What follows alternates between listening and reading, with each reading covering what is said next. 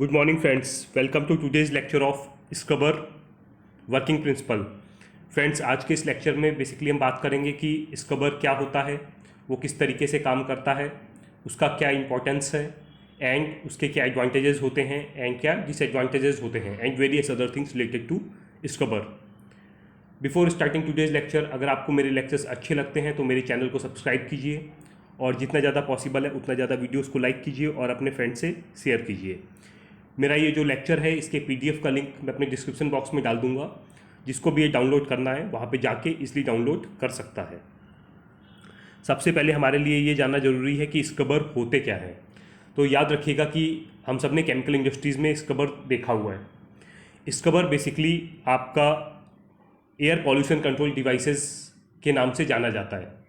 Scrubber का main purpose ये रहता है कि जो भी हमारा प्रोसेस मीन्स जो भी हमारी केमिकल रिएक्शंस जो भी हमारे प्लांट में चल रहा है, उससे जो भी गैसेस हम एटमॉस्फेयर में रिलीज़ करते हैं वो बेसिकली एटमॉस्फेयर में जाने वाली गैसेस हमारी नियर टू प्योर होनी चाहिए, ताकि हमारा जो एटमॉस्फेयर है वो बिल्कुल भी पॉल्यूट ना हो।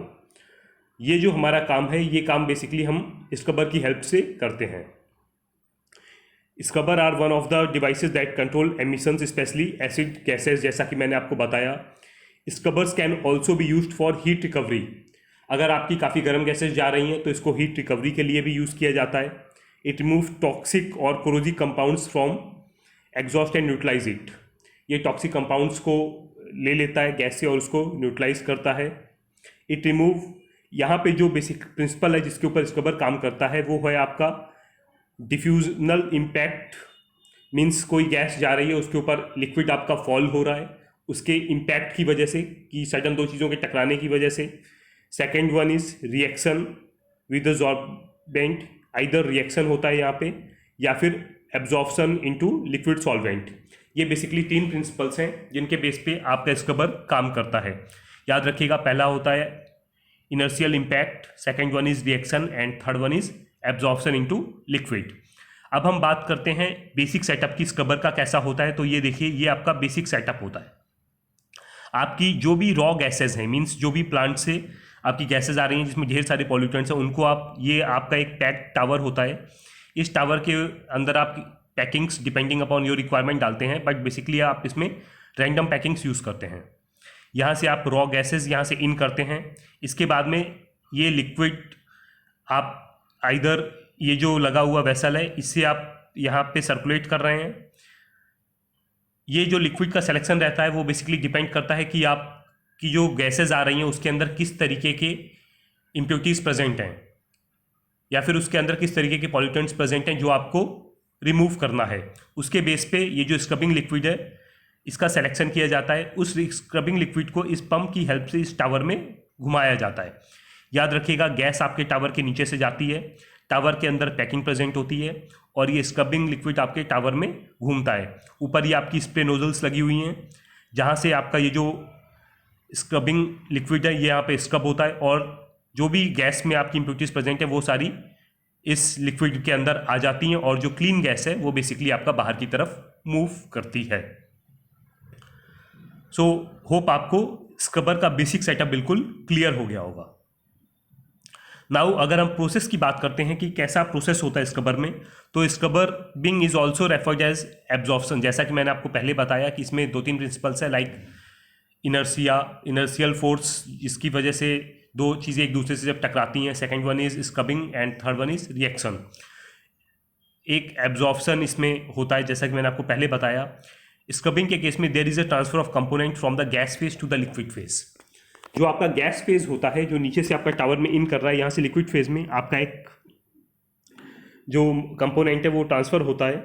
जो लेवल होता है of gaseous components that can pass into the liquid is determined by the ability of these components to dissolve in the liquid. कितना आपका जो गैस के अंदर इम्प्योरिटीज़ हैं वो लिक्विड में डिजॉल्व होने वाली हैं, वो दोनों डिपेंड करती हैं कि कौन सा मटेरियल आपको स्क्रब करना है और कौन सा सॉल्वेंट या फिर कौन सा लिक्विड आप स्क्रबिंग के लिए यूज़ कर रहे हो। इसका पता करने के लिए बेसिकली हम यूज़ करते हैं जिस लॉ का, वो होता है हेनरीज लॉ। हेनरीज लॉ आप देखेंगे तो हेनरीज लॉ ये बोलता है एक कांस्टेंट टेम्परेचर पे the amount of gas that can dissolve in a given type and volume of liquid is basically directly proportional to the pressure of the gas in equilibrium with the liquid. याद रखिएगा, जो भी gas आपका liquid में dissolve होता है वो कितना डिजॉल्व हो रही है, ये बेसिकली उस पर डिपेंड करता है कि जो गैस मिक्सचर उसके साथ में इक्विलिब्रियम में है उसमें उसका कितना कंपोनेंट है।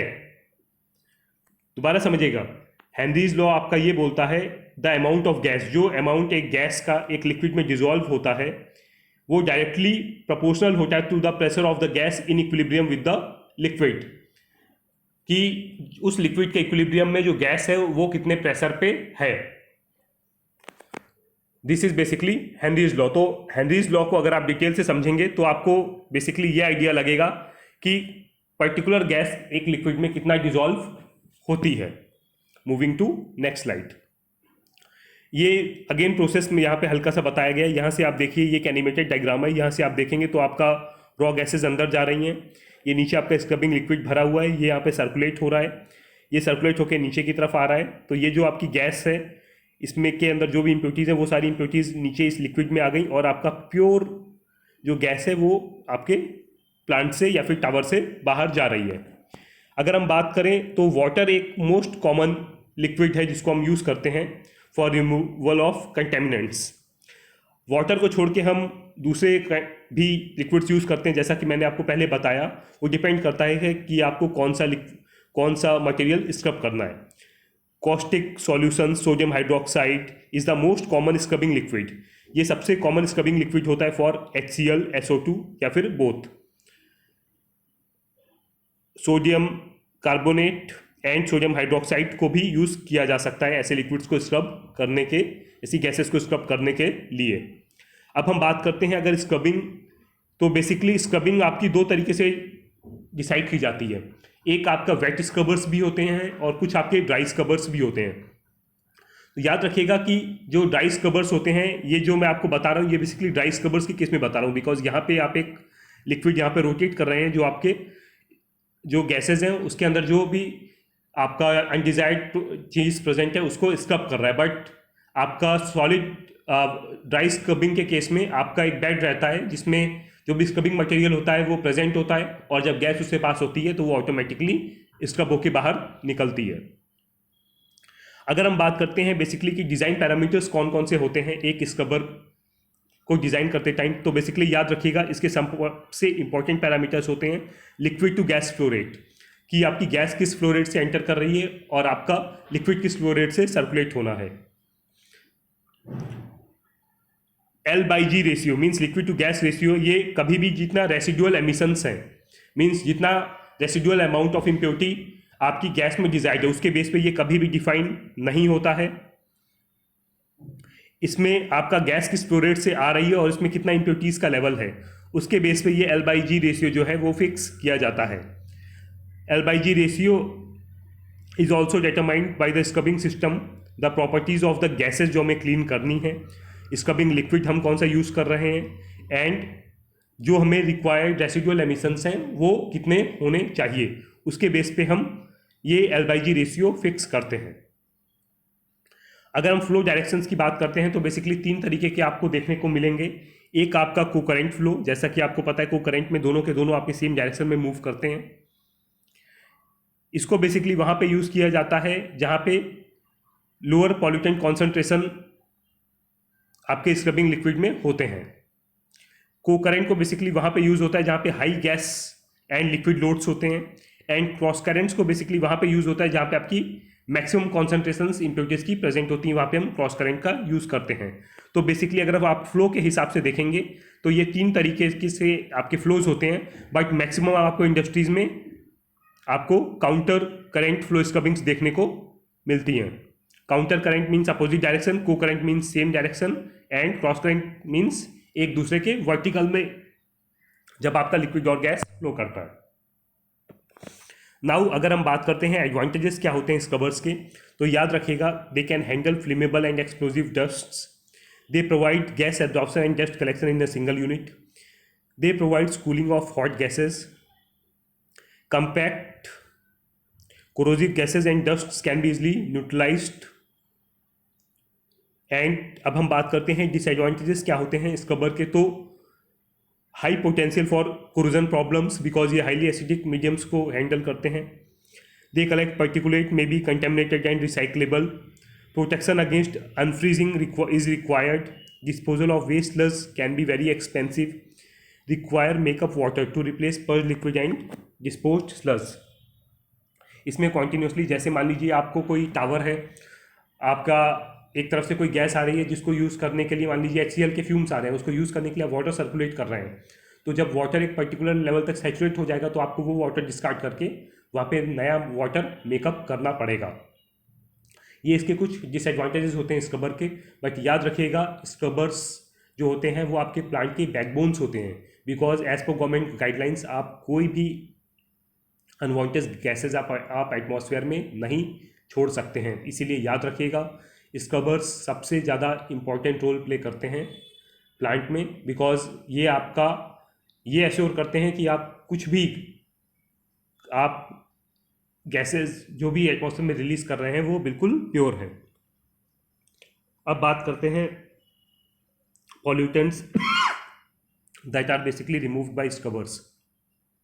दे आर बेसिकली इनऑर्गेनिक फ्यूम्स, जैसे मैं आपको पहले बता चुका हूँ, vapours, gases, chromic acid, hydrogen sulphide, ammonia, chlorides, fluorides and SO2 extra. Scrubbers की एफिशिएंसी बेसिकली 95 से 99% होती है। वोलेटाइल ऑर्गेनिक कंपाउंड्स को भी न्यूट्रलाइज करने के लिए स्क्रबर्स का यूज़ किया जाता है। इनकी भी एफिशिएंसी 90 to 95% के बीच में पाई जाती है। So that's all for today's lecture. Hope आपको आज का मेरा लेक्चर अच्छा लगा होगा। नेक्स्ट लेक्चर में बेसिकली हम बात करेंगे आपका पेरिस्टैटिक पंप कैसे होता है और वो किस तरीके से काम करता है। Till then goodbye, have a nice day.